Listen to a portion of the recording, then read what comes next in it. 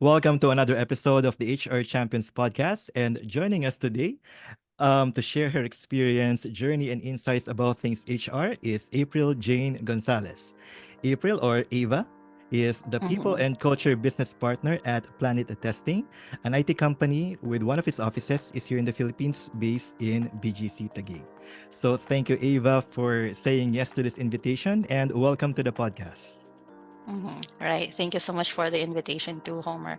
Yeah. So usually when students ask me to like provide some insights or probably training or interview around this, usually I say yes because when I was a student as well. And tinatry ko maghanap ng mga tao to probably model into because if you want to learn about something, you usually have to ask yung mga tao na nandun na. Kasi sila Mm-mm. na yung, I mean, they know yung ano na yung dadat na nila sa, for example, certain role or certain place. So Mm-mm. yun. So usually Ah, I say yes to these things, which is thank why you. you have me here today. Thank So you, thank you, ayun. Ava. Okay, so before I jump into my series of HR questions to you, yung una kong tinatanong muna or request sa mga guests is give us like a quick ano lang, a quick summary of your career in the HR field. Okay. So yeah, actually I have an interesting start with human resources. So I actually started as a registered psychometrician at a Catholic school. Now, I'm part of those first batch that got their license on that. So I was really excited to practice that. But then I Mm-hmm. went to graduate school. I wanted to do MBA. I actually met there my boss. And then in one of the subjects, he told me that we actually have an opening dito sa HR right now. It's for benefits administration.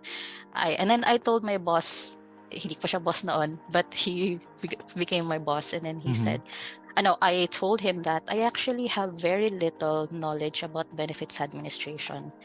And then he told me that entry level lang naman tong role. It's actually okay if you know very little.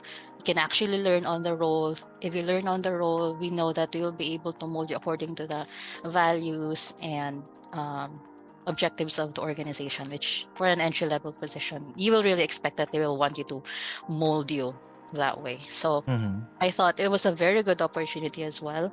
And this is within my repertoire din naman of skills since it's related to my degree. So I took the chance and I transitioned into HR. So I've been with HR since 2015. I have been to so many roles within human resources. I Mm-hmm. started with benefits administration.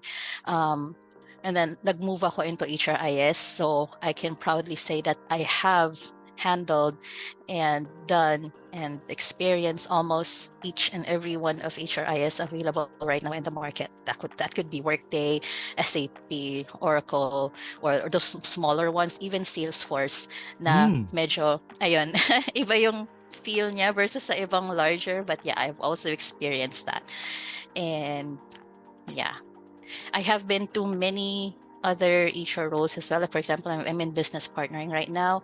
Mm-hmm. I have helped them also with a lot of recruiting. Like in one of my companies, we needed to hire like 100 customer servicing roles. So I was assigned to one of our locations to interview and hire those 100 people that we need to start up the location there.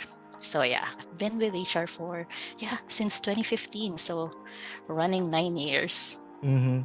Nice, nice. Okay, thank you for sharing. So, kailan naging ano, like like conscious decision on your end na this is the career path that I'm going to go.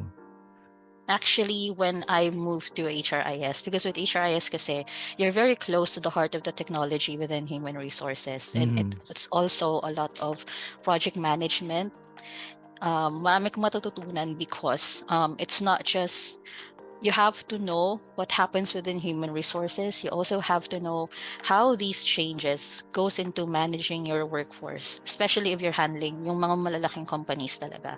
And I Mm-hmm. knew that if HR actually has a lot of opportunities like this is where I wanted to be. And actually maraming places na pwede mong puntahan within human resources function, Mm-hmm. and the Yes. skills the skills within these roles are highly transferable to one another. You just have to add whenever you move to a new role. So I Mm-hmm. thought, yeah, I can make this work. So yun, I made the decision to stay in this lane. Mm-hmm. Okay. So in those 9 years, being in the human resources, so far, what has been like your biggest challenge? Okay, biggest challenge would be handling multicultural roles and Ah, multicultural I see. teams, Mm-mm. multicultural companies. Like for example, um, in my first HR employment, we are my our bosses basically are in the US, ganyan, but we have to work with our India counterparts, and then yeah, other places like Canada, ganyan. So besides learning our own, we also have to learn about ano paano ba nila ginagawa yung mga processes nila in the US and in India On and their probably end in naman, di ba? Canada. Yes, and then you align with them kasi if you have very different ways of doing processes from one location to another, there will come a time that comparison will be made. And if you're just Yes. one company, you want to be consistent in how you administer a lot of things. Kasi it will come in there like fairness and um, opportunities then. So we want to be um, consistent and fair to all of those. And then there was also this time na I was servicing, for example, Europe. And Europe in itself has a lot of countries. Like for example, when I was servicing like Northern Europe and Western Europe, how strong their unionism is in there. I really like Mm-hmm. that it's part of their culture. Now, for example, one of the very recent news about um, human resources, I know not really, not necessarily human resources, but um, this culture of unionism over there. They're trying Mm-hmm. to make sure that when this new company comes in, for example, in this news Tesla, they wanted to enter the market of Sweden. They wanted Tesla to sign a memorandum for the workers to join their union because usually they have trade unions over there for the workers to make Mm-hmm. sure that each and everyone is protected. I learned over there also by servicing these countries. Now they don't have minimum wage over there because Talaga? it's the union actually that's collectively bargaining for what should be the standard for Mm. these pay, Workers. Mm-mm. not the out of touch legislators now. Okay, we think na probably 700 would be fine for Filipinos right now to live on. Oo. That's so out of touch, but okay, this is the reality that we have right now. Oo. So yon, working with multicultural companies, it's very challenging, but it's also very eye-opening. So what I do talaga in my role, I try to pick the best practices and then figure out what works within my scope of area right now. Try to imbibe also the best practices in here and ask others, how do you do these processes? Para probably if it's a lot better and I can parang copy it within my company, I would do that. Ganyan. Mhm. But So that's so one of the far, challenges. okay. I'm ano lang, actually ang dami kong questions about sa multicultural Mhm. differences. But for you, ano yung parang like a night and day difference sa culture natin versus to the Europeans? Oh, good question. I do have a story for you. So when I was servicing Western Europe, during that time, they were trying to reduce the number of hours in a day for an employee to work. Like for example, over here, in our labor code, it says in there you're expected to work like 48 hours a A week, week. and Mm-mm. then yes, so that would be from Monday to Saturday usually. And it tapos sa traffic pa within Philippines, parang you would feel na you live to work instead of working to live. Yeah. And then when I was handling Western Europe, they had this legislation within France. It's called réduction du travail. No, réduction du temps de travail. It means reduction of work time. So instead of 8 hours a day, parang 7 hours na lang or 7.5 hours a day na lang. In a week, they only have to do like 35 hours because they wanted the Mm. employees to actually enjoy what they earn and then um, make more of their day outside just working. I mean, part talaga ng culture nila na you work to live, not live to work. Mm. So yon. So one of the things na, yeah, it's very good na they really try to balance the work kasi it's important really na Yes, of course. binibigyan natin ng malaking factor yung trabaho because ito yung bumubuhay sa atin eh. We have to be in touch with the reality na we are participating in a society, and for you to participate, you have to work. You have to Mm-mm. work so you can get the money to enjoy everything else that a fully functioning society is offering. Yun yung parang social contract natin with everyone we interact with. Pero yung ganong klaseng legislation na we actually help people to balance everything. Unlike sa atin na, for example, Yeah. kasi my fiance kasi is high up in some company, and then kahit holiday, kahit weekend, tatawagan siya na, hey, kumusta na tong report na to kasi kailangan ko siya tomorrow. And I'm like, Mm-mm. kaya naman actually yan ng tomorrow, pero okay, kasi role mo yan, you feel responsible for it, so okay, pero it should not be the norm. And I Yes. think yun yung sana ma-imbibe din natin dito in PH. Kasi we have actually one of the most employee, what do you call this? Pro-employee na klase ng labor code. In fairness naman, Employee-centric. Mm. yeah, employee-centric. In fairness naman talaga, mas employee-centric yung labor code natin. But the culture has to catch up din. Yes, So yun, exactly. right. Cultures. Ang daming ano, actually the catch up is medyo Mm-hmm. malayo pa, Medyo but malayo pa, pero we are oh, getting there. Oo. yeah. We are in that direction, but hopefully we can do Mm-hmm. it as soon as possible. Okay. Right. So, in those years, again, going back to your experience, Mm-hmm. actually napansin ko lang, is language an important din ba sa'yo? When it comes to dealing Very, with ano? Kasi, yes, very important. Especially kung, I mean, kung within PH lang yung handle mo, definitely communication pa din is important. Kasi how you deliver news or facts to employees, it doesn't really matter ano yung sinasabi mo. Pero pag na-feel nila na how you say you're it. just, yes, how you say it is more important actually than the actual message. Mas natatandaan nila na parang hindi naman siya interested dito. Parang sinasabi niya lang to para lang ma-appease kami. Pero ayun, like for example, working in a hybrid environment, usually Mm. you can actually just communicate through them through chat or through email or through wherever channel, what have you, ganyan. Pero usually, if it's a very sensitive thing that they are asking of me, I asked them, do you have like 5 minutes for a call? Kasi I wanted to explain this to you kasi when I send you a chat, from my end, it sounds rude. So gusto kitang Mm-mm. tawagan para I can share this to you. And it's actually more efficient to just give you the whole details via call. Kasi mas mabilis naman talaga yung spoken language kaysa sa chat, diba? Yes. So yun. Mm-mm. Okay. So for you, in those 9 years being in HR, if you were to choose like top three skills, like Mhm. must-haves or essential na for someone who's in the practice of HR, what would be those top three skills? Right. So you've actually tackled na that earlier. So communication number one talaga, since we are in the profession that usually engages with employees and other stakeholders. So communication talaga yung number one. Sa school ka pa lang, practicein mo na yung hindi ka nahihiyang magsalita kasi hindi mo Mhm. mabibili kasi yung bunganga sa tindahan. You have to really practice it. The So confidence, di yun. ba? Yes, the confidence. Kasi Mm-mm. kahit saang trabaho naman eh, kapag confident ka sa ginagawa mo, it looks like you know what you're doing, kahit minsan hindi. So yun, communication and Agree. confidence, it goes hand in hand. Uh, And then also, probably the second one is business acumen. So this one is, um, you will learn when you're on the job na talaga. For example, kunwari on my end, I work with IT consulting. I have to learn how the business makes money. Kasi I have to be the one who mediates between the employee and the company.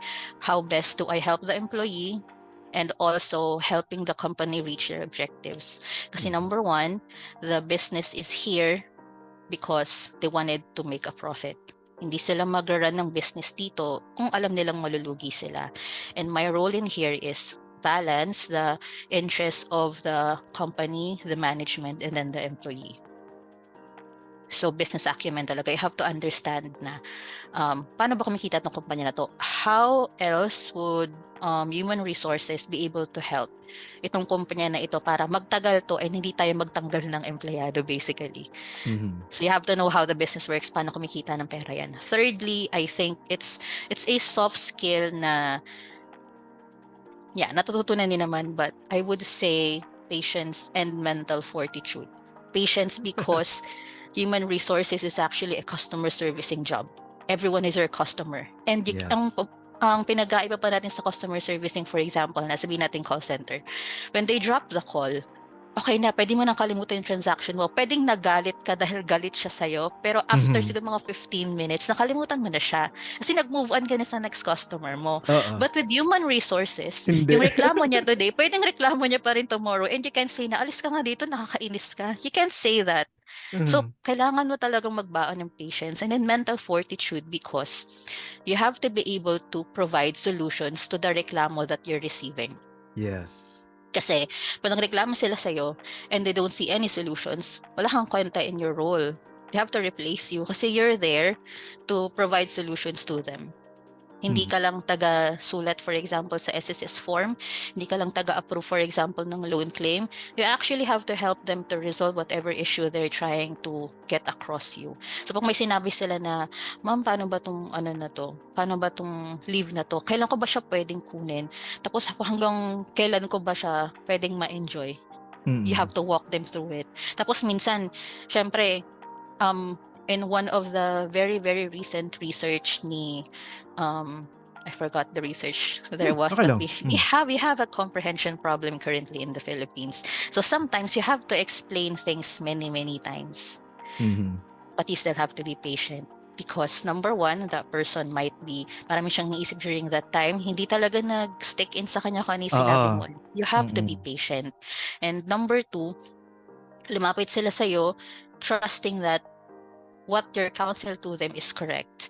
And yun, they may have questions, kaya, and they trust na pag may questions sila, parang hindi mo sila i-judge. Kahit na, alam, minsan talaga judger tayong tao, pero alam nila na on their face, hindi mo sila i-judge. You will just help them and try to move them along sa araw nila. So Yes. yun. So that would be a communication, business acumen, and patience plus mental fortitude because you provide solutions. You're like healthcare workers. Sabi nga sa Star Wars Andor, you try to resolve it the earliest kasi the longer you let it slide, the longer it festers, the harder it gets to be resolved and the harder is it to resolve the actual issue. So yun. Agree. Agree. Hi, Okay. Star Wars fans. Nice, nice. So I actually had this very recent meeting with one of my general managers. Um, I think kung hindi siya yesterday, the other day. I think it was the other day. Tapos, ang dami niyang hinihingi sa akin. Tapos sabi ko, wait lang ha, kasi we only have like 24 hours in a day. And you have to prioritize. Ano ba yung lowest hanging fruit dito na sa sinabi mo na kaya ko siyang i-deliver within the week para masaya ka. Mm. Kasi, alam mo yun, pag meron kang kahit isang na-deliver dyan, masaya yung tao kasi nakikita niya may progress. Yes, yes. So, with active listening, you try to list down ano ba yung important points dito and ano ba talaga yung actionable items na kailangan mong solusyonan. So when I was listening to that, siguro yung salita niya within our 30-minute call is sabihin natin 20 minutes yung kanya. Tapos yung 10 minutes yun na yung sagutan. Okay, sabi ko, can I probably rephrase ano yung mga order mo? Isipin natin restaurant to and I'm your waiter. Tingnan natin Oo. kung ano yung unang lalabas sa kitchen. Parang ganyan. Yun yung sabi ko sa kanya. So, Mhm. so you have three asks actually. One of them is very easy. We can implement by Friday. The other two, I need to make more research kasi, um, I mean, you have to be able to tell your stakeholders din na you don't know something. And currently, when I was talking to him, sabi ko, wala akong mabuting counsel sa'yo right now. You need to give me some time to research about it. Mhm. So, yun. And I mean, usually, people naman are reasonable. If you say that you don't know, but you will get back to them and research, they Yeah. accept naman that kind of answer eh. Mm. So, yun. So, with active listening, you get to pin down ano ba talaga yung kailangan niya sa'yo and give them the timeline din na, okay, sige, medyo complicated tong ibang ask, let me get back to you on certain dates. And then actually get back to them pag sinabi mo yung certain dates na to. Kasi kapag, for example, sabi mo, sige, balik ka by Friday, tapos Friday nganger ka lang. 'Di mo binalikan, 'di ba? Mm. Oo. So, wala na silang tiwala sa'yo next time na pag nagsabi ka ng Friday, hindi naman nasusunod yan eh. So, yun. Mm. So, it's actually a repertoire of skills na salasala-bit siya with like communication nga, active listening, and actual accountability din pag nagsabi ka na balik ka ng ganitong araw, balik ka talaga. Kasi you Yes. have to maintain the trust din. Yes. Agree, agree. Okay. So, Ava, let's jump into the more relevant HR topics. Let's Mhm. talk about employee retention. Right. Because there was a recent study or a survey conducted by Sprout, I think it was last year, Mhm. wherein they surveyed the HR community kung alin yung mga tasks that they find really challenging for them. And what Mhm. emerged, the top three were recruitment at top three, top Mhm. two is employee engagement, and then Mhm. one was the employee retention. So, Mhm. so I thought, hindi ba recruitment yung pinakamahirap? Kasi on my limited understanding, yun yung talaga Mhm. major ano ni HR. Because you have to study first, of course, ano ba yung need ni company? Right. And how many heads are we trying to fill? And then after that, you do the talent search, you do the ang tawag dito, you do the shortlisting of all the applicants that you have Mhm. received, di ba? And then series of interviews, back and forth, or kung ilang rounds. And then kapag may napili na, then you do the salary negotiation. Again, back and forth with Right. the applicant and management. And then after that, you do the onboarding, di ba? Mhm. So that's typically the cycle of recruitment, di ba? So for me, Right. that's the hardest. Pero it turned out, again, according to the survey, mas mahirap to keep the employees engaged and consequently retain them. So Mhm. so in I want to know your thought. You don't have to agree on the survey. Maybe you have a different point of view. Why is it that employee retention is one of the or not the hardest part of being an HR?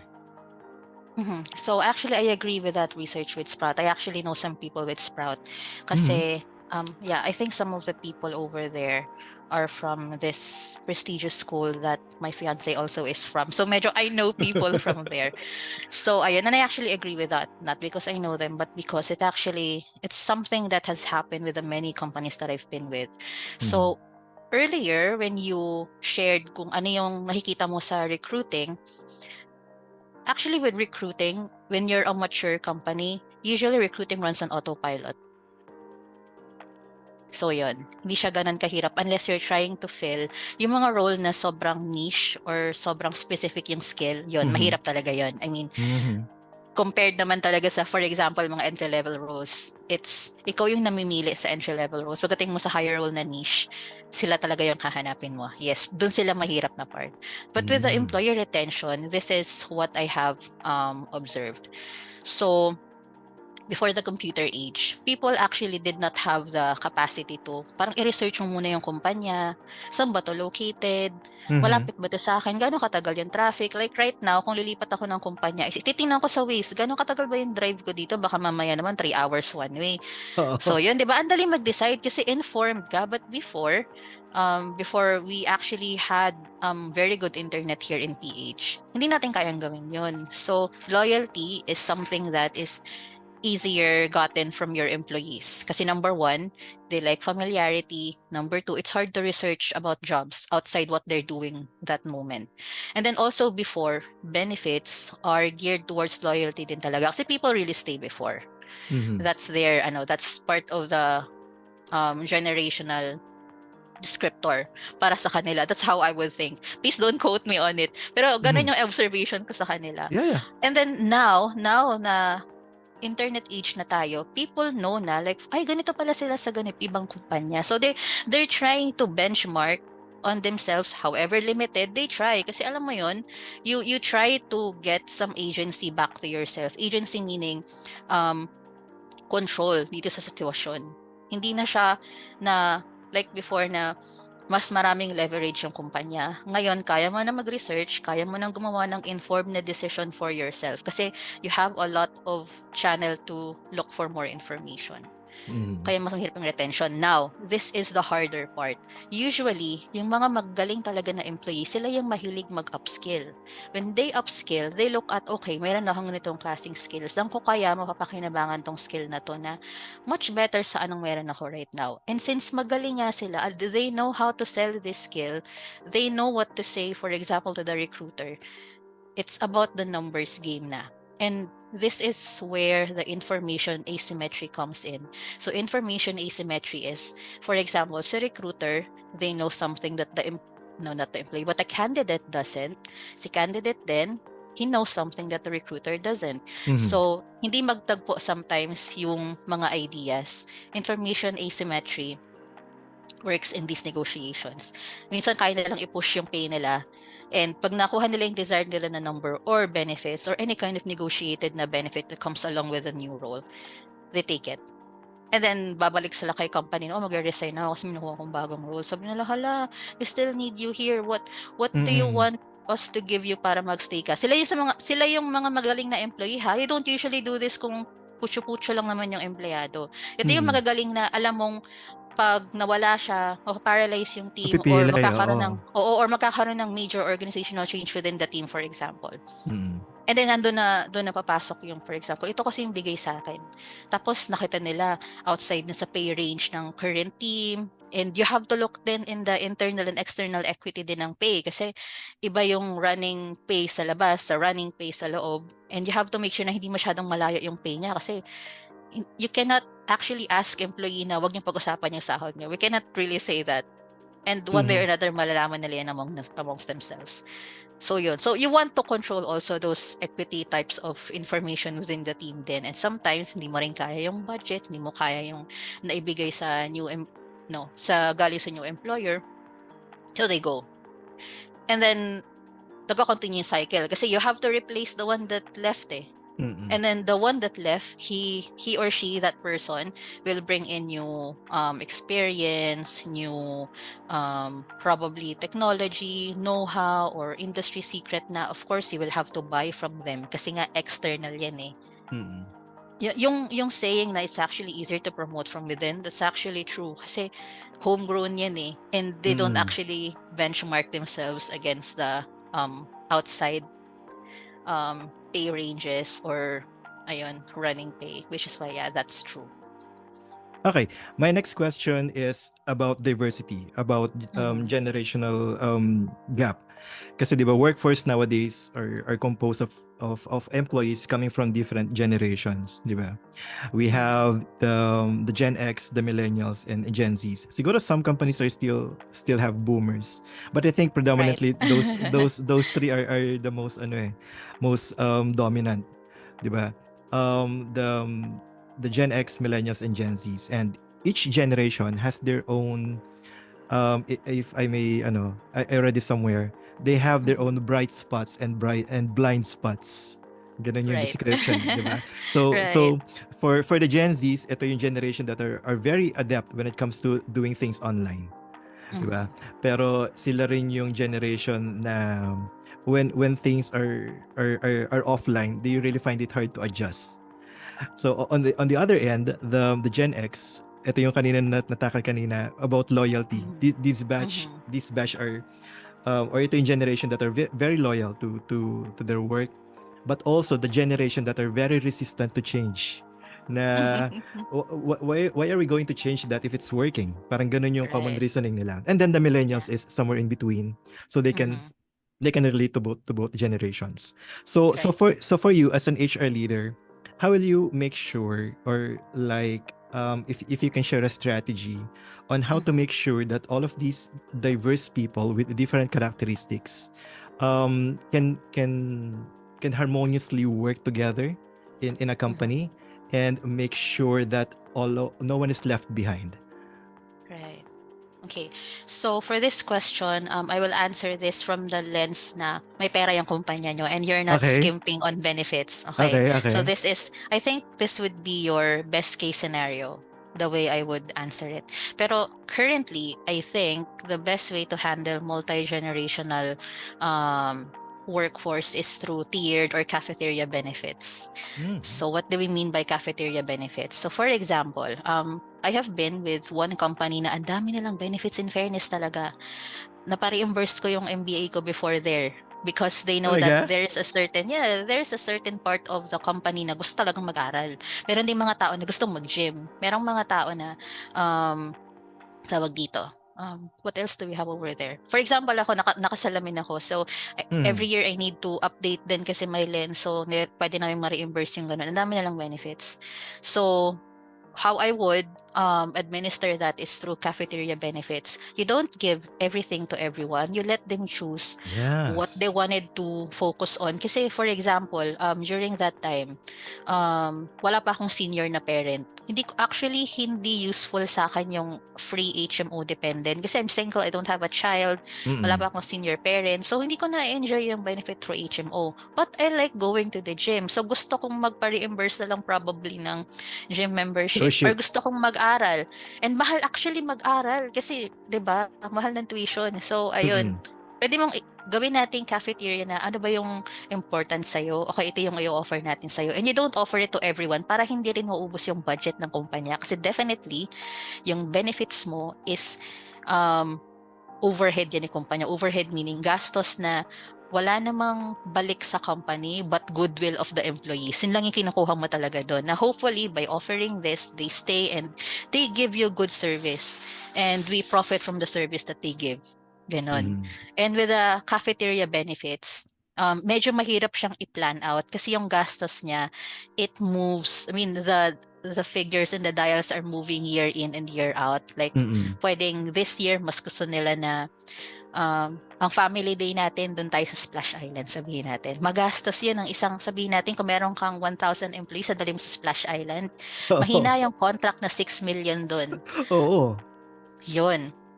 So, syempre, kailangan mo larain yung ganong klase. So, that's for companies na meron talagang budget, for example, for benefits. But for example, meron kang company na sabihin natin mid-range, sabihin natin mga within 300 to 700 employees, ganyan, and you have limited Mm-mm. benefits. So, what I would think is that you look at your workforce and then try to offer ano ba yung mas makakapag-benefit yung pinakamaraming tao.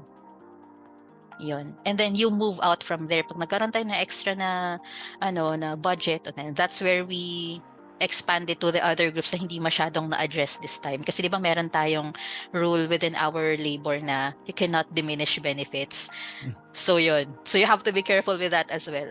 Curious lang, Ava, at Planet Testing for the plantilla, let's say yung 120 that you mentioned, ano yung Mhm. average age ng employees? If you know lang. Oh, yeah, actually that's a very good question. Our average age currently is 27. Wow! So It's a Gen Z, very young workforce, yes. Gen Z Kasi talaga. mga IT employees kasi to eh. So IT, usually Oo. they come out of school, they get certifications, and then they move out kung sino yung highest bidder. And in my industry talaga, usually we pay better than most other industries. My next question, Ava. Let's talk about disengaged employees naman. You've been Mhm, in, I'm looking at your LinkedIn profile and you have experience with BPOs. So mhm, I'm sure you have encountered agents na mhm, talagang disengaged when it comes to work. So can you share like an observation from mhm. a disengaged employee? Okay. So, usually itong mga disengaged employees, sila yung marami ng reklamo. If something is not working to their favor, they're very vocal about it. Kasi like, ano bang mawawala sa akin kung maging vocal ako, di ba? Or i-fire mo ba ako? Hanapan mo ako ng butas, ganyan. Usually sila na yung ganyan. Or kung sila man yung high performer before that keeps on volunteering, tapos ngayon hindi na sila nag-volunteer, usually sila yung ganyan mga disengaged employee. Or sila na yung mga disgruntled. Like for Mhm. example, sabihin natin sa BPO na example mo before. So, itong si disengaged employee, hindi lang sila nagre-resign because probably they like the benefits, they like the pay, they like the schedule, or they like the people that they work with. It's just that there's something that is not to their up to their alley right now. Like for example, I have been to ayan na nga, hindi siya BPO, it's an in-house call center actually. Just to Okay. correct. But yun. So during that time, maraming mga holidays here in PH na hindi nila pwedeng take time off Yes. because we have to service our clients and Mm. panggabi yan. So for example, Christmas Eve, instead na kumakain sila ng Noche Buena with their families, Families and loved nagte-take ones. calls, yes, nagte-take calls sila, nakikinig sila sa customer na nagrereklamo bakit hindi sila makabili dito sa certain store na to, bakit na-decline yung credit card nila, yung mga ganun. I Mm. mean, it can come from those na madi-disengage sila, but at the end of the day, they still have to come back. So nagko-compound lang yung feeling of ano nila, I'm not sure if it's restlessness, pero yung Frustrations? yeah, frustration, yun. So, nagko-compound yung frustration nila. Hindi sila makaalis kaagad kasi, I mean, mahirap hanapin yung much better opportunity and magsisimula ka ulit sa baba. Tapos, Yes. yun. I mean, you have to wait out talaga or kung hindi ka sa BPO, sa ibang ano ha, sa ibang industry ka, you have to wait out din talaga for a much better opportunity. Kung very conscientious ka na klase ng career planner, you don't really jump ng agad-agad unless meron talagang magandang kapalit. So yun. Tapos naiipon na lang yung frustration. So while waiting out, ang dami na nilang sinasabi na before hindi naman ganyan, pero ngayon para ka ng, alam mo yun, um, damper ka na sa conversation kasi ang dami mong hinanakit na sinasabi ganyan. Although karapatan Mm. naman nila magsabi ng ganun and our job is to listen to them and if it actually makes sense, try to make a solution out of it. But yun, there are just some things that it's a reality in some industries na madi-disengage sila because yeah, ganito talaga kasi sa industry na to. Like for example, ngayong holidays sa BPOs, ganyan. And Mm. sabihin natin yung dinumero talaga yung galaw doon. Lahat, ultimo hinga mo, binibilangan yan. Yeah. Oo, I can only imagine yung mga metrics that you are using, Mhm. 'di ba, sa Like for BPO? example, oo, 240 seconds ka lang pwede mag-resolve. Pag lumagpas ka dyan, lugi ang kumpanya. So, ayun. Tapos, iko-coach ka pa ng TL mo na, oh, naka 300 seconds ka na naman. Oo, Tapos, parang sobra. ikaw, sinusubukan mo lang naman tulungan yung customer. Eh. Di ba gusto mo Mm. kasi na pag nag-drop off sila, nakasmile sila, hindi sila galit. So, Oo. yun. You have to So balance a lot of oo, things. right, right. So kung agent ka, anong bibigyan ka ng priority, Mm, 'di ba? correct. Eh, Yung hindi lang handling time or yung satisfaction yung correct. ano? Correct. Tapos meron pa minsan na ano call center ulit na pag-drop nila ng call, actually ang ganda ng interaction nyo. Pero nung sinabi sa IVR, yung parang number within the system na rate this call from 1 to 10, 1 being parang bad interaction, 10 being stellar interaction. Tapos ang Oo. kausap niya pala lola. Hindi niya alam na 10 pala dapat instead of 1. So, in-enter niya 1. Oo. So napunta na sa employee na, oh, bakit meron kang ganitong klase? Tapos kailangan pa niya i-defend na baka nagkamali lang si lola ng pindot, mga ganun. Oo. So kaninong ano na yun, sorry. Kaninong ano na yun? Kay TL I think ba ano yun? I think that's on the quality side kung ma-pull up Yeah, yung call na quality. yun. Oh, my next question, let's talk about ano naman, health and well-being. Mhm. Kasi Right. in the recent years, ang focus ng mga organization was the mental and physical health of Mhm. employees, especially Right. during the COVID, 'di ba? For the physical health, organizations really provided yung mga PPEs, 'di ba? Mhm. Face mask, face shields, tapos also multivitamins. I'm not sure if you have encountered that. Yung iba kong guest actually may nag-share, bumili pa sila ng air purifier during COVID Mhm. just to ano, Mhm. ganun sila ka freak when it comes to health and sanitation during Mhm. those days. So talagang nag-invest sila Right. for the physical health, and then for the mental ano naman, they really invested sa mga seminars, 'di ba? Mhm. Meron ding nag-hire sila ng professional psychologists and Mhm. psychiatrists siguro to let employees talk to someone who's experiencing doon na yung burnout, 'di ba? So Right. so those are good initiatives. Pero one of the uh, things that I think na hindi nabigyan ng enough attention was the Mhm. financial health. Specifically, Mhm. financial literacy. Kasi, di ba, Mhm. during that time, ang dami nagsarang companies, Correct. startups, and then ang daming nawala ng trabaho. So, employees now are at a loss where to get their finances. 'Di Mhm. ba? Kasi again, nawalan ng trabaho, savings were used up, financial resources were really depleted. So Mhm. that gave rise naman sa mga loan sharks Mhm. promising quick release, Mhm. large amounts, but very confusing interest rates. So Right. yung mga employees who are really not aware of those things, since desperate na sila, sige, kunin na natin 'yan. And I know people who are still paying their debts until now. So Mhm. so with that, knowing that, so how do you see now financial health, again, being specific, the financial literacy being the Mhm. focal point naman when it comes to developing employee benefits and rewards? Mhm. Okay. So this one, meron talagang mga company na they have budgets on this. Besides pa talaga dun sa mga other benefits nila. Kasi meron tayong mga, for example, benefits brokers na kasama talaga sa packages nila na, oh, besides you get a contract for HMO for us, for life insurance, meron ka pang, sabihin natin, mga 4 sessions free in a year for your company for financial literacy. Will be coming to your office at your desired hour, provide them with, ayun, financial literacy na sessions. So, merong mga ganong klaseng company. Meron din mga company na we actually don't have budget right now to invite everyone or anyone at all. But what we can do is provide them with like tidbits or bite-sized information that we can Mhm. send to all employees, and they will do with it what they want to do with it, with the information. Mga ganon. So, with these employers, dito sa mga employers na may budget talaga sila doon or part talaga ng brokerage nila na merong mga ganitong session. I've experienced it as well in my past employers na nag-invite talaga ng financial literacy na na sessions, or they Mhm. allow, for example, banks to come in. Besides Mm. nagbebenta sila ng credit card, they also handle financial literacy sessions. And then also, these are financial literacy sessions only. It doesn't really give you that parang accountability to parang isabuhay ko ano yung natutunan mo dun sa session na yon. So it also comes with a person din. Parang we can only do as much as HR and as an employer na to provide you with the knowledge. But to actually carry it out, it's actually more of consistency, attitude, and motivation to keep within ano ba yung natutunan mo sa financial literacy session na yon. Like for example, I'm not endorsing Dave Ramsey in here, pero kasi I Hmm, listen to him a lot. go, And go. then sabi ni Dave Ramsey na, for example, you're in debt. Pag marami kang utang, it's not actually na alam mo kung magkano yung utang mo and alam mo yung plan of attack na halangan, bayaran ko muna tong mga high interest, tanggalin ko muna to para hindi na siya mag-compound ang mag-compound. It's actually about your discipline.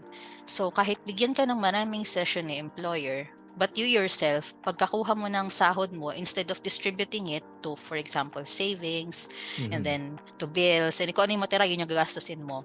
What you think is, yes, meron na ako pambili ng bagong DLC ng COD, or meron na ako pambili ng bagong sapatos, 'di ba? It's actually the discipline of the person. But definitely it's part of our um tawag dito, responsibility to these employees na to provide them with this information. And if it's part of the brokerage, very good. I-invite natin sila.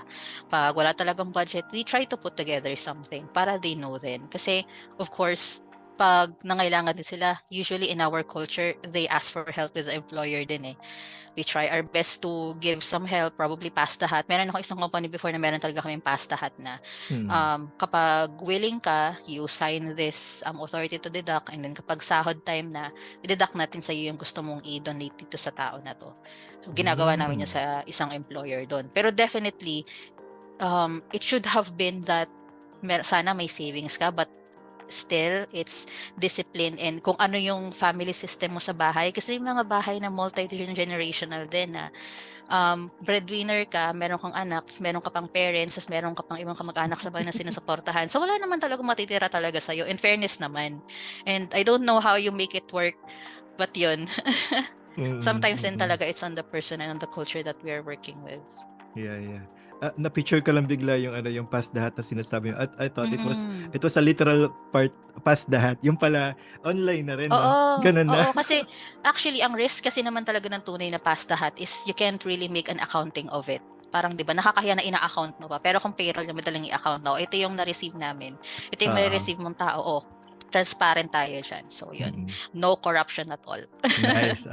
And then Yes. I think it's more important, especially for Planet, na yung generation of your workforce is very young.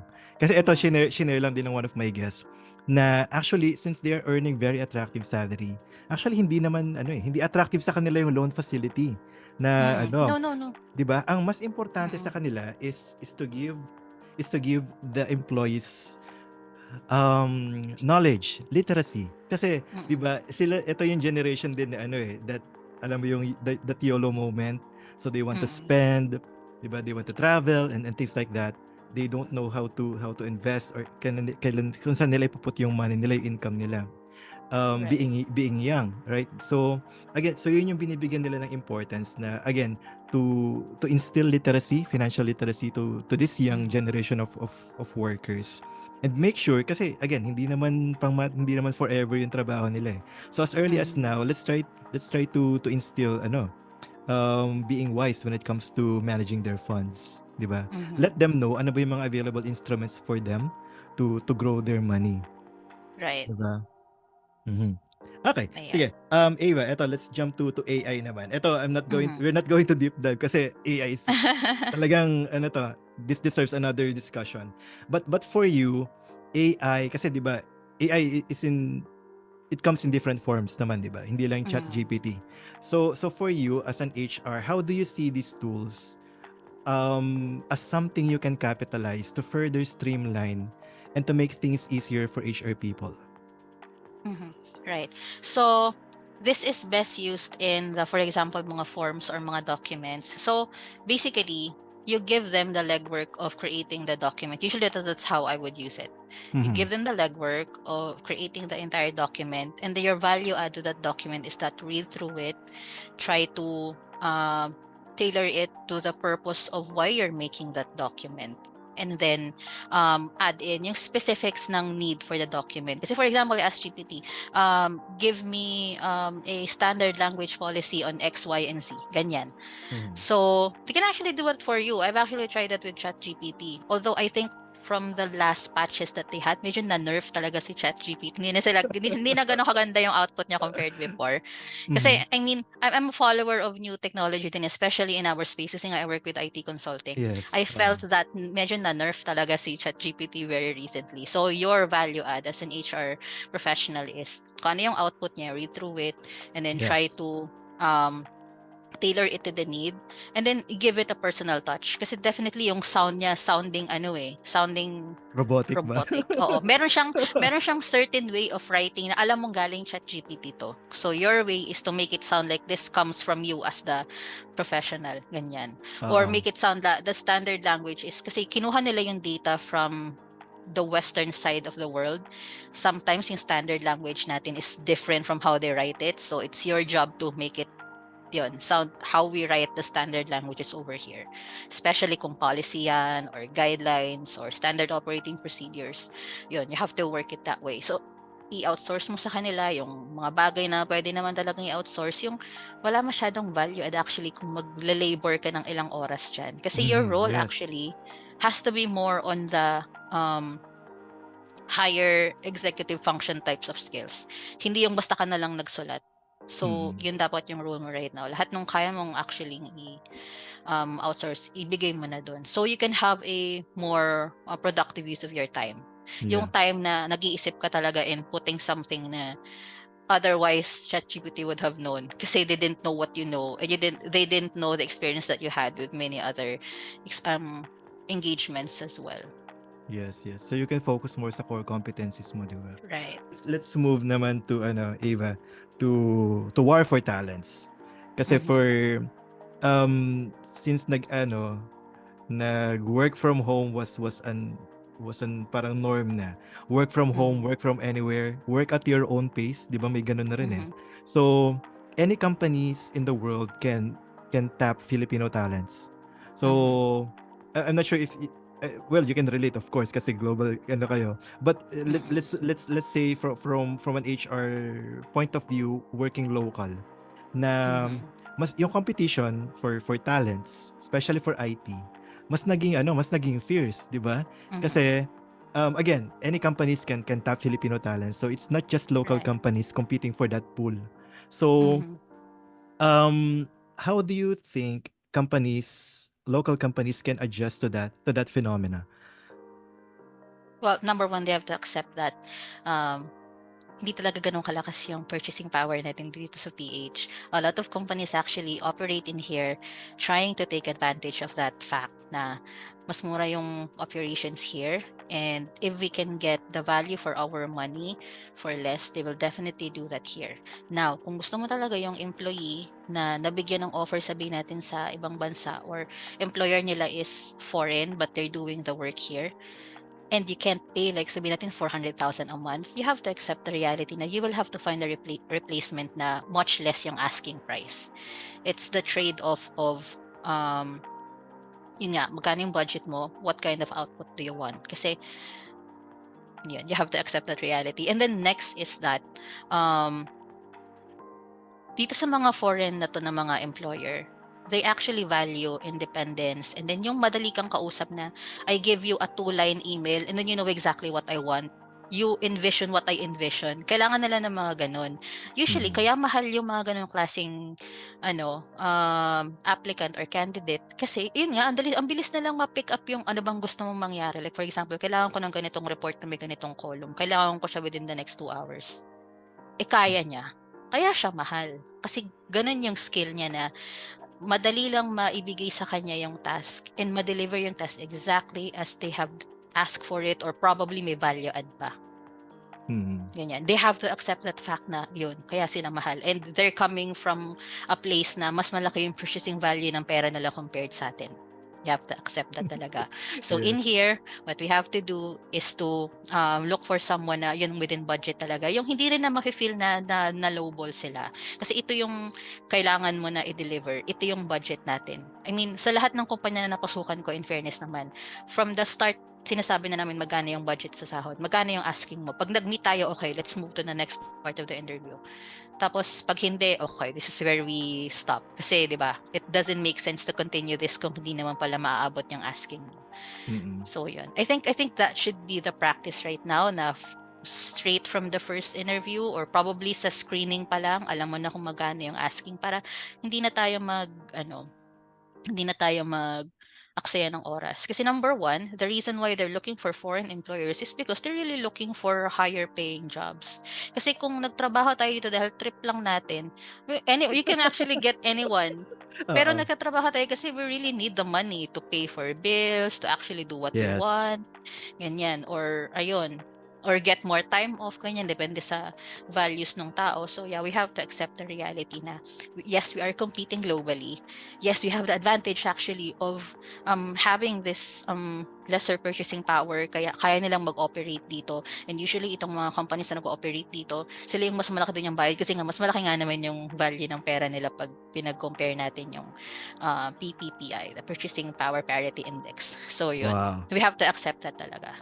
No, Agree. yeah, really, it's part of kasi the research that you do within HR. Then, for example, if you're handling like compensation or benchmarking, you really have to know these things. Like, Mm. yun na nga, work with PPPI, you work with internal and external equity of the pay, ganyan. Para you know na where are you right now? Are you paying at par with the market value of these skills that you're trying to hire? Or medyo laggard ka ba sa list? Or ikaw ba yung parang top payer currently? Kasi may mga ganun kumpanya talaga na, hindi, gusto ko nasa 70th percentile kami. Ganyan. So you Mm. know where exactly you're operating and you know what kind of skills you attract. In Mm. HR, actually, we have those types of study that we do a lot. Okay. Eto, Ava, if compensation is really something that local companies can compete with, where do you think HR can approach an attack to attract talents? Let's say again, compensation talagang given na, Mm-mm. mas may pera sila, they have deeper pockets. Mm-mm. So if you are to suggest, saan pwede mag-focus si HR to attract more talents? Siguro on the creation, enforcement, and editing of flexibility within the workplace. That's where talaga. Like for Flexible. example, itong hybrid. At least hindi Mm. ka everyday na nasa traffic, di ba? You can get back some of your time na instead na nag-aantay ka sa jeep, for example, or na-stuck sa EDSA carousel yung bus mo for 2 hours, nagawa mo na sana yung labahin. No, kasi na-experience ko yan na Yeah, I ang agree. tagal na mayroon pa akong sasakyan nito ha. I'm actually privileged. Pero 3 oras ako nasa EDSA na Grabe. instead na sana pinapakain ko na yung aso ko na may sakit sa bahay kasi kakagaling lang talaga ng aso ko. So, Oo. ako lang yung nag-aalaga sa kanya. I have to stay sa EDSA for 3 hours. Tapos, ano yun, pati yung mga katabi ko, mga inaantay ng mga anak nila sa bahay, Mm. na, alam mo yun, I mean, if you have an empowered HR to do and create these policies and enforce na let's be a more flexible workplace na Yeah. kung hindi man natin kaya na fully remote, at least hybrid, tapos sabihin natin mga 2 times a week lang, tapos Mm. i-prioritize natin na kung malayo talaga yung location ng employee, baka naman pwedeng once a week lang siya. Kasi meron talagang mga because of the pandemic, lumayo talaga sila, nasa Yeah, province yeah. sila ngayon. And you would understand why. Mas tahimik naman talaga sa province. So you would understand. And you need their skills din naman eh. Hindi naman nila hiningi yung sahod nila sa kumpanya eh. Pinagtrabahuan naman nila yan. So if we could have more empowered human resources teams na can suggest and actually enforce these types of policies about flexibility, Yeah. yun. Flexibility Kaya talaga in the workplace. I agree. Flexibility is something na talagang pwedeng Mhm. explore ng mga companies, but definitely not all industries can Yeah, implement not that, all 'di ba? industries din Let's talaga. say for manufacturing, hindi naman pwedeng work from home, 'di ba? Right. O kaya So hindi ka puwedeng magtawag dito, maglagay ng fish sa lata, sabihin natin sa from home. bahay, 'di Yeah. ba? Yun. So ano Mm. rin siya, industry specific din talaga. Right. But 'di ba? Okay. So eto, my next question, let's talk about in the IT industry, Mhm. Ava, ano yung pain point that HR teams are experiencing? Siguro, actually compared to other industries that I've been with, mas tame actually yung workforce with IT. Kasi usually the people that you attract and hire over here, they like it na pabayaan mo lang sila, give them their own agency kung paano nila ginagawa yung trabaho nila. Masaya na sila dun eh. Usually, Mm, ang pain point na dito is, sabihin natin kung paiba-iba yung client kasi nga dinedeploy ka sa iba-ibang client to deliver what they need from the skill that you have. And sometimes yung schedule hindi siya pabor for them. Like for example, in one of my previous employers, yung client nila is nasa US, so kailangan US yes, hours, time. ganyan. And meron silang sabihin natin heart condition na makakasama talaga sa kanila na panggabi sila. Pero what can we do? Kasi when we hired you, the expectation is dito ka sa client na to. Kasi nga yung skill, we hired you for the skill na kailangan ng client na to. So ganyan. So during that time, we really try to parang push up the schedule na, o sige, para makatulog ka pa ng gabi, ganitong oras ka mag-start. Pero kailangan may overlap ka talaga sa client kasi kailangan makausap mo sila eh. Alam mo Oo, yon yung oo. we try our best talaga to accommodate and provide a solution, pero sometimes you have to accept the reality of some jobs talaga. Like Mm, yeah, with IT, since we handle a lot of clients, yun, we have to follow din, for example, client holidays or client hours, ganyan. mm. Okay. Next question to you, Ava. If there's one misconception about HR that you want to disprove, Mhm. that you want to bust, and you want to tell employees or people that's not HR, that's not who we are, Mhm. what's that misconception? Mhm. So, actually madami, pero from my experience, lagi na lang sinasabi na wala naman daw math sa HR. Girl, hindi talaga totoo yan, girl. Okay, I mean, sige. I made a lot of research for myself. Like, yung mga example ko with compensation before, there would be a lot of, like, before sa table ko, I have this, alam mo yung pampalengke na calculator? Ah, Yung malalaki din yung malalaki. pindutan. Kasi we like to compute, for example, ay wait, so mali yung payslip mo. And you have to explain to the employee na ba't meron akong deduction dito. So you try to compute in front of them na explain natin, baka naman talaga mali lang yung understanding nila. O sige, mag-start tayo sa basic pay mo. Paano ba tayo nagko-compute ng basic pay? Let's Oo. start with your basic pay multiplied by 12 divided by kung how many days. Tapos dun tayo Mm. mag-start. Step by step, i-explain mo. You're like a teacher and you have to know how to compute things. Kaya meron akong calculator lagi. And then, when you try to benchmark yourself, you also have to have a lot of stats in there. Definitely, may math ang HR. Oo. So, yun. Siguro Walang may kawala. parts na wala. Pero most parts of it, like for example, salary negotiation, magkano ba yung kailangan mo? Gusto ko sana ng 20% from my current pay. Magkano ba yung pay mo? So, yun, mag-compute ka na kaagad. Mm. May math talaga kami. Hindi yung, yun. Yun Oo. siya. Tama, tama. I remember one of my guests, ang ano niya, same sentiments na ang ano daw, Mhm. ang common thinking, if you don't want math, go to HR. Pero Mm. once Hindi talaga, there, scam talaga hindi. yan. Kailangan mo ng math. Especially if you're, Yes. I think one ano is maybe not as intense as engineering, 'di ba? But you have to Definitely. know, the numbers, especially Excel, 'di ba? When Right. you're dealing with so much numbers, so much data, Excel is para dun sa guest ko, imperative na dapat Mhm. alam mo yung VLOOKUP, alam mo yung Yes. HLOOKUP. So you have to know that. So that involves math, Mhm. 'di ba? So Right. again, that's ano, talagang kailangan ng math, especially if you're trying let's say propose a program for the Mhm. management and you want their buy-ins. Syempre kailangan explain mo and you have to have data. 'Di ba? Kasi dapat syempre decisions should be data driven, 'di ba? And kailangan ng interpretation ng HR for again to get the buy-ins of the management. Mhm. Yeah. If there's one major change that you want to happen in the HR landscape here in the Philippines, what would that Mhm. be? Um, okay.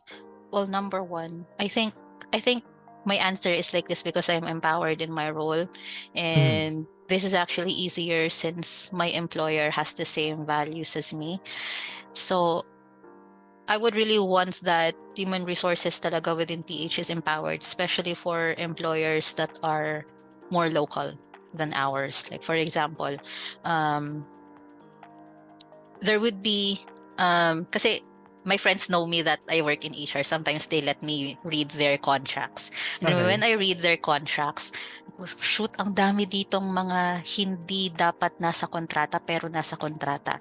Pwede bang ireklamo muna to before ka mag-sign? Kasi Mm. for example, yung mga 30 days notice. Wala tayong at will employment dito sa PH pero for some reason pwede silang ano daw, ma-terminate daw without 30 days notice and without being paid something depending on the tenure, mga ganyang klase. So I like it that they make me read their contracts kasi I get exposed to other contracts that other companies provide with their applicants. Pero I also see that sometimes hindi nila ini-empower yung human resources nila to make changes or provide feedback with, for example, ngayon, something as important as contract or Mhm. something as important as how to administer the benefit. Kasi minsan, gets naman natin na si business, they're not running charity. They look at the numbers and kung ano yung i-propose mo, if it makes sense, okay, approve. Pero minsan magastos talaga. But this is how we maintain the goodwill of your workforce, yung mga ganyan. So I really hope that we would get more empowered, especially on the local HR. Kasi, I mean, I have been with a lot of foreign employers. And usually I like what they do. They provide you with, alam mo yun, control sa location mo and how you Mhm. decide on things. They're okay with it as long as we're operating within the bounds of PH labor code, PH labor practices, and best practices. I like that. Pero kung usually tanangin mo yung mga local HR personnel, mostly transactional yung trabaho nila Mhm. or meron Administrative. silang yes, meron silang counsel to the business, but the business thinks it's too costly, ganyan, without even having a second thought about it. So, I really hope that we would get more empowered. Although I know na overhead naman talaga yung human resources, which is why we try to put in more value by giving you a more researched counsel to your questions, ganyan. And then also, I mean, not just look at the numbers but also look at the non concrete part of creating a work culture na Pinoy and also caring with one another. Yeah. Mm. Agree, agree. Okay. Ava, for the people who are looking to venture in the Mhm. HR space Mhm. and all its glory. So what will Mhm. be your message and advice for them? All right. So balikan natin yung um isang guest din before about Excel. Galingan niya talaga sa Excel. Kasi when I was starting, and then also one of my old professors reached out kasi parang be-benchmarking sila sa mga graduates nila na ano sana yung naituro namin sa inyo na hindi namin naituro sa school na kailangan nyo ngayon sa trabaho. Mga ganyan. In fairness, ang ganda ng questioning na Tama, meron silang tama. tracing, nasa na yung graduates natin, ano yung trabaho nila, and what do they lack na pwede nating i-offer sa school. I actually like that. Sabi ko, sir, hindi niyo kami tinuruan mag-Excel. Kailangan namin matutunan sa trabaho to. So yun, in my work in HRIS, I churn out a lot of reports every day. So I had to Google my way every day, learn new stuff, and then, for example, learn pa Power BI, learn pa any other type of reporting platform para lang to deliver, to provide information to my stakeholders and leaders and for them to make informed decisions. Kasi they're asking you for this kasi you have access to the information. Usually, you trust Mhm. human resources with workforce data and then any other ganyan so that they can make decisions. Now, you have to be able to manipulate that data by presenting it into a table probably or providing, sabihin natin, oh, ito yung cost natin, and you don't know how to validate kasi hindi ka nga marunong mag-VLOOKUP, so ituro niya yan sa school. Kaya ganyan sa prof ko. And then, siguro when you're in school, one of the things that was taught to us by our industrial psychology professor is to how to compute for mga SSS claims, ganyan. Mm. Seryosohin nila yun. Yung mga ganun. And then, if they wanted to get into, kunyari student ka ngayon, you wanted to get into human resources, magbaon ka ng maraming pasensya from the start. Kasi hindi niya ma-refill yan. So, damihan mo na from the start. Yan. Okay. Thank you for that, Ava. Actually, that's my last question for you, and I always Mm-hmm. take this chance to thank my guests for not only for attending this podcast, but also for them being an HR. Kasi ito, I always confess to them, ang tingin ko kay HR Mm-hmm. before, very ano lang, very stereotype, very Mm-hmm. nakabox lang yung ano ko kay HR. Na Mm-hmm. puro administrative lang yung ginagawa nyo. Right. So kapag kailangan nyo ng, if additional manpower is needed, go to HR. Kung kailangan mo ng certificate of employment, go to Mm-hmm. HR. Ganun lang yung tingin ko. But when I started talking to HR people like you, then I really realized how difficult and challenging it is to be an HR. As in, hindi siya Mm-hmm. joke. It's no joke. Ang daming nangyayari behind the scenes that employees are not aware of, or are not, or don't give attention to. May iba akong sasabihin Mm-hmm. sana. Yeah, but it's censored. So, Di yeah, ba? let's not say it. Oo. Na talagang, ganun lang yung tingin ko kay HR. But again, I realize it takes a lot of skills, effort, patience. Yan, Right. patience and compassion and commitment to do your job, 'di ba? Mm-hmm. It's really hard. It's really difficult. So salute to you guys for being an HR, and I hope you continue with your passion doing your thing. Okay. Mm-hmm. So Right. Yeah. before I end the podcast, Ava, are you familiar with Fast Talk? Yeah, I think so. Yun ba yung parang Boy Abunda? Yes, we have the Oh, okay. HR Sige, I'm Champions familiar. podcast. Okay. I'm familiar with it So pala. series of questions, two choices. Just Mm-hmm. give me your best take. Okay. Okay. Work from home or on site? Definitely work from home. Windows or Mac? Windows, definitely. Yes. Calendar or email? Calendar. Okay. Presenter or part of the audience? Presenter. Empathy or competency? Empathy. Uniform or dress down? Surprisingly uniform. Wow, talaga? You're the first, Yes. You're the first to choose uniform, Yes, and I have a very good and compelling reason why. Oh, sige. I'll give you time. Sige, bakit All uniform? right. Uniform kasi, we are not a rich country. If you have a uniform, ito lang yung gagastusin mong damit for the entire week. Hindi mo kailangan gumastos for OOTD, hindi mo kailangan gumastos for probably care of some clothes that you wanted to wear. And then usually si uniform gastos ni kumpanya yan eh. You don't actually have to pay for it. So Yes. uniform actually is very economical for us. And I think Makes sense, makes sense. the reason why people don't like uniform is it looks like para silang, alam mo yon, certain jobs na they don't like to be associated with. But, Ah, I mean, if you look at pound for pound, sobrang tipid kung meron kang uniform. yes, mas beneficial. Right. Okay. Dole or SSS? SSS, syempre. Recruitment or training? Recruiting. Water or coffee? Coffee is in my blood. Okay. And then Facebook or LinkedIn? Facebook. Okay, that's it. Thank you so much, Ava, for being such a good sport and taking part of this podcast. So if there are people who wants to network with you, what's the best way?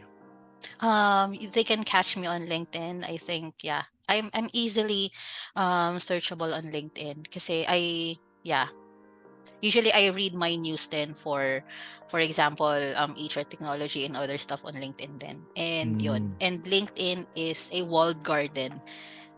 So yeah, reach reach with me on there. Okay, so can I like share yung screenshot of your profile, LinkedIn profile tapos display ko dito sa ano? Okay Yeah, lang ba? sure. Mm. Okay. So that's it. So this has been your HR Champions podcast. See you on our next episode. All right, thank you.